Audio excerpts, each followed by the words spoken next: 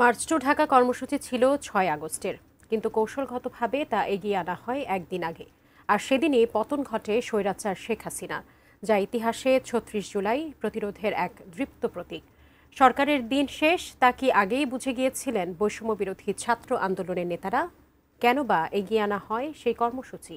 বিশ্লেষণ মনিরুল ইসলাম মিন্টুর।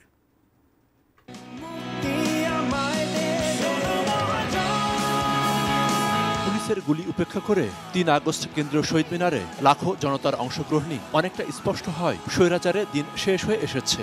অপেক্ষা শুধু সময়ের। ৪ আগস্ট ২০২৪ সকালে নতুন কর্মসূচি ঘোষণা করে বৈষম্য বিরোধী ছাত্র আন্দোলন। সমন্বয়ক নাহিদ ইসলাম ঘোষণা দেন ৫ আগস্ট সারা দেশে বিক্ষোভ ও গণ অবস্থান এবং ৬ আগস্ট মঙ্গলবার লং মার্চ টু ঢাকা কর্মসূচি। স্বাস্থ্যকর অল টাইম ফ্যামিলি কেক, সব সময় অল টাইম হেলদি লাইফ। সেইখানে আসলে আমাদের বেঁচে থাকার ইচ্ছা বা আমাদের সেই জীবন আসলে গুরুত্বপূর্ণ ছিল না। আমাদের এখন দুইটা অপশনই ছিল, এদের এই দেশে আওয়ামী লীগ থাকবে, ফ্যাসিস্ট সরকার থাকবে, আর নাইলে বাংলাদেশের সাধারণ মানুষরা থাকবে, তাদের মতো করে তারা দেশ পরিচালনা করবে।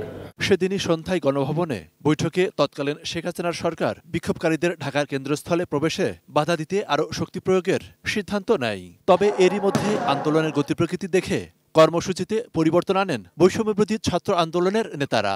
সন্ধ্যায় আরেক ঘোষণায় লং মার্চ এগিয়ে আনার কথা জানান সমন্বয়ক আসিফ মাহমুদ।